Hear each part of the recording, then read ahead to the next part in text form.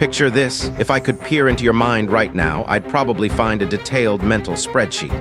Every row filled with someone else's needs, their moods, their problems that somehow became your responsibility. And your own name, it's nowhere to be found on that list. You're the person who says sorry when someone else bumps into you at the grocery store.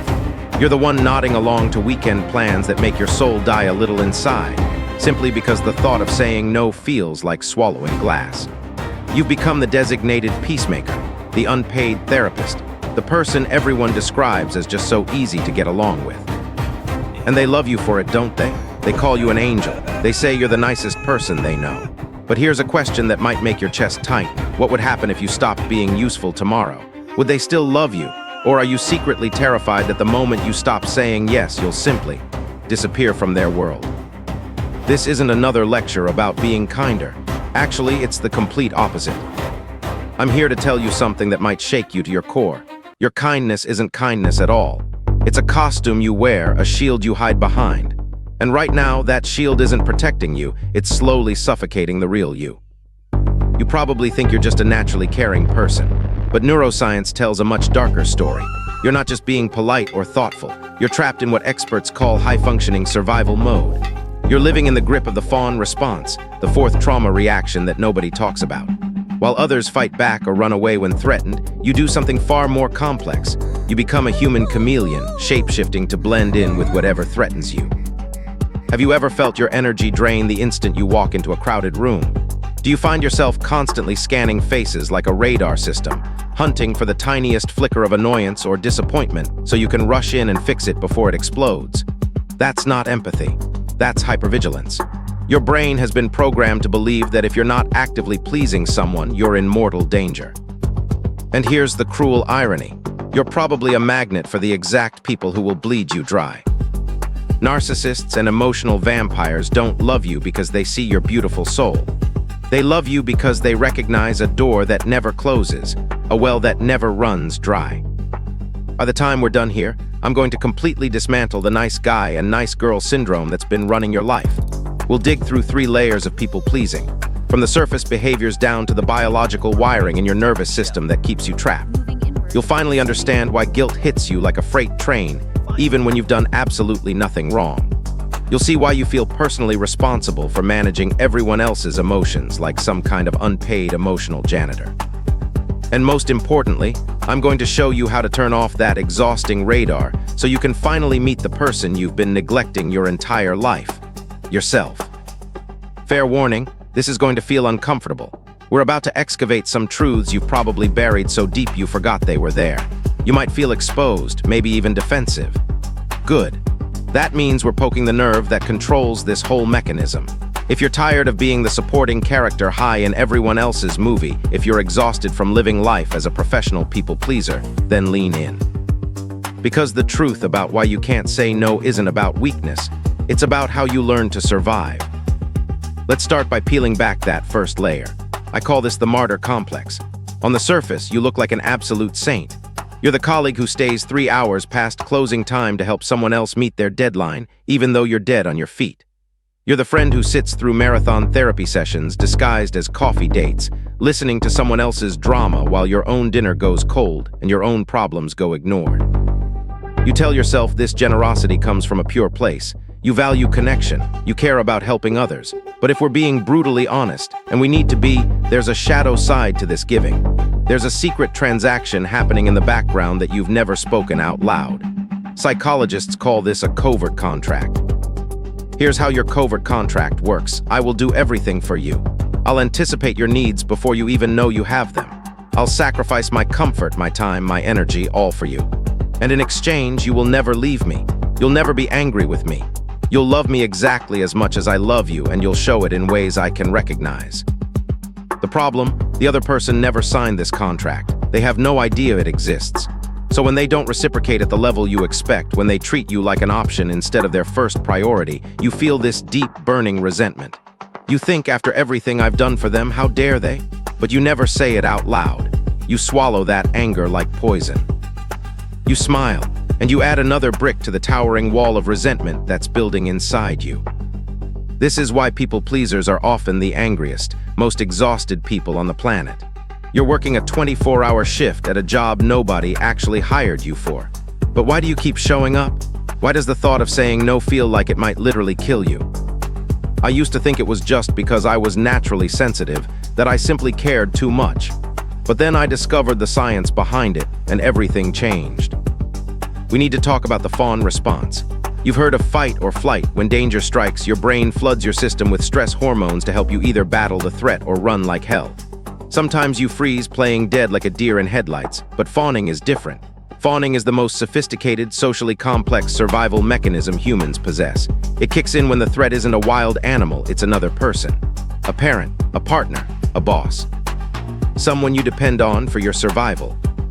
Picture a child living with an unpredictable parent. Maybe that parent swings between rage and affection without warning. Maybe they're emotionally absent, impossible to please. If that child fights back, they get destroyed. If they run away, they starve because they need that parent for food and shelter. So their brilliant brain discovers a third option: appease. That child becomes a tiny emotion-reading machine. They learn that their safety depends on keeping that parent happy, on being useful, on never being too much trouble. This isn't a conscious choice, it's a biological program. Their vagus nerve, the highway of their nervous system, gets rewired to associate survival with submission. Fast forward 20 years. You're an adult now, you're physically safe, but your brain is still running that ancient software. You walk into any room and your amygdala, your threat detection center, lights up like a Christmas tree.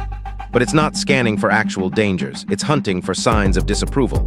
A furrowed brow, a sarcastic comment, a text message that takes too long to arrive. These tiny social cues trigger a life or death response in your nervous system. Your chest tightens, your heart races, and before your logical mind can even engage, your mouth is already moving. Sure, I can do that. You're not saying yes because you want to help. You're saying yes to make the imaginary threat disappear. But here's where this gets truly insidious. This survival mechanism is so effective that it erases you. To be a successful fawn, you have to become a shapeshifter. You walk into every situation and unconsciously assess what version of yourself is required to keep everyone comfortable. Do they need you to be the funny one who lightens the mood? The wise listener who soaks up their problems, the quiet supporter who stays in the background. You become that person. You mold yourself into the exact shape of their expectations. It's a brilliant survival strategy, but it comes with a devastating price. You forget who you actually are underneath all those masks. I talk to people every day who tell me, I don't know what I like anymore. I don't know what I want. I can't even pick my favorite food unless someone else chooses first. This is called self-abandonment. You've spent so many years focused on external signals, reading other people's needs and emotions, that your internal signal has gone completely silent. You've cut the cord to your own intuition, your own desires, your own gut instincts. And nature hates a vacuum. When you have no boundaries, when you have no strong sense of self, you become a powerful magnet for people who also have no boundaries, but in the opposite direction. Ever wonder why you keep ending up in relationships with narcissists or emotionally immature people? It's not bad luck and it's not some cosmic joke. It's a perfect lock and key fit. A narcissist needs a mirror to reflect their own brilliance back at them. And you're the perfect mirror. You validate them, soothe their insecurities, anticipate their needs before they even voice them. It feels like love, but it's actually something much more dangerous. It's a trauma bond. You're unconsciously recreating the dynamics of your childhood, hoping that this time, if you're just good enough, if you sacrifice just enough of yourself, you'll finally receive that unconditional love and safety you've been craving since you were small. But that day never comes, because you're trying to heal an old wound with the same knife that caused it. Let's dig even deeper because there's something happening in your brain that you need to understand. There's a physiological addiction at play here. When you successfully please someone, when you diffuse a tense situation or receive that validating text message, your brain rewards you with a hit of dopamine. It feels like relief washing over you. It feels like you've fixed something broken. You've earned your place for another day. But when you perceive a threat, when someone seems cold or distant, when you sense disapproval lurking, your cortisol levels spike through the roof. You're living on an emotional roller coaster of stress and relief, stress and relief. You become addicted to the act of earning your worth, convinced that your very existence is conditional. You believe you have to pay rent just to occupy space in other people's lives. This belief system is the poison root of everything. It's the lie that whispers, "I am only worthy if I'm useful. If I stop giving, I stop mattering." This is why the mere thought of setting a boundary feels like stepping off a cliff. To your primitive brain, saying no equals rejection.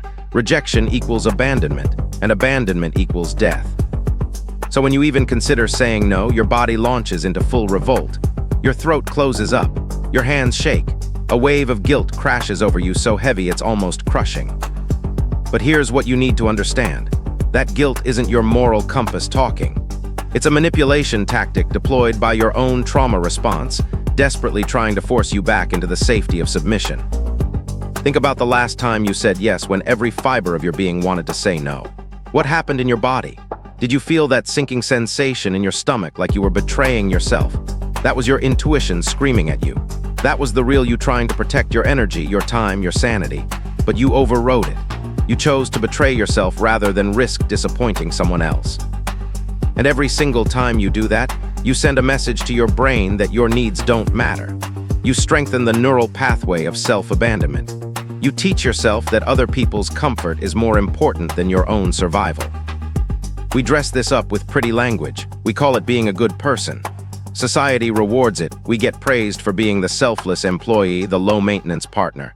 But let me ask you something uncomfortable. Is it really kindness to lie to people? Because that's what people-pleasing actually is. It's an elaborate lie. You're presenting a carefully curated, edited version of yourself. You're withholding your true thoughts, your real feelings, your authentic reactions to manipulate the outcome. You're not letting people see who you actually are. Instead, you're giving them a pleasing avatar, a performance designed to keep them happy. And then you wonder why you feel so profoundly lonely, even when you're surrounded by people who claim to love you. You're lonely because nobody actually knows you. They only know the mask you wear. They've fallen in love with your compliance, not your character high. They love what you do for them, not who you are beneath all that doing. This brings us to the most painful realization of all. If you stopped performing tomorrow, if you started saying no, if you began expressing your anger or frustration, if you started asking for what you need, how many of these people would actually stay? This question terrifies you, but it's also the key to your freedom. The fear of discovering who would leave keeps you trapped in this exhausting performance. But here's the paradox. The very people you're working so hard to keep are often the ones you need to let go of. Because anyone who only loves you when you're convenient was never really loving you at all. So where do we go from here? How do you stop being everyone's emotional doormat without turning into a selfish monster? The answer starts with a powerful reframe. I want you to look at your Fawn Response not as a character high defect, but as a superpower that's gotten corrupted. Think about what you've actually developed over all these years. You've trained yourself to be an expert in human psychology. You can read a room better than most therapists. You can sense emotional shifts before they happen. You have an incredible capacity for empathy and connection. These are genuine gifts. The problem isn't your sensitivity or your caring nature. The problem is that you're giving these gifts away for free to people who can't afford to pay you back emotionally. You're casting pearls before swine, pouring your precious energy into people who see it as their due rather than the gift it actually is. Recovery starts with learning to turn that high-powered radar inward. You need to become as attuned to your own needs as you've been to everyone else's. The next time someone asks you for a favor, the next time you feel that familiar urge to jump in and fix everything, I want you to do something radical. Pause. Just freeze for 3 seconds. In those 3 seconds, ask yourself one crucial question. If I say yes to this, what am I saying no to? Am I saying no to my rest, my mental health, my own dreams and goals, my self-respect? You have to understand that setting boundaries will feel wrong at first. It will feel terrifying. Your brain will scream that you're being mean, selfish, cruel. But here's the secret that changed everything for me. Guilt is not a sign that you're doing something bad. Guilt is a sign that you're breaking a lifelong pattern. It's growing pains. If you set a boundary and feel guilty, it means you're finally doing it right. You're retraining your nervous system to tolerate the discomfort of standing up for yourself. You're teaching people how to treat you through your actions, not your words. And yes, some people will leave when you stop playing your assigned role. When you refuse to be the supporting character high in their life story, when you stop being their emotional vending machine, they'll fall away. Let them go. They were never really there for you anyway. They were there for what you could provide. Their departure makes space for something beautiful. People who love you for your existence, not your service. People who are drawn to your authenticity, not your compliance. People who want to know the real you, messy edges and all. It's time to retire the nice person persona once and for all. Being nice is cheap. It's easy. It requires no courage, no vulnerability, no real connection. Instead, be real, be honest. Be inconvenient when you need to be. Be messy and complicated and human. The world doesn't need more people-pleasers. The world is drowning in people-pleasers who have lost themselves in the exhausting work of managing everyone else's emotions. What the world desperately needs is more people who are fully alive, who know who they are and aren't afraid to show it. Your recovery starts the moment you realize that you matter just as much as everyone you've been taking care of. You deserve the same energy and attention you've been pouring out. You deserve to take up space without earning it. You deserve to be loved for who you are, not what you do. The person you've been neglecting, the real you underneath all those masks, is still there waiting. They've been patient, but they're tired of being ignored.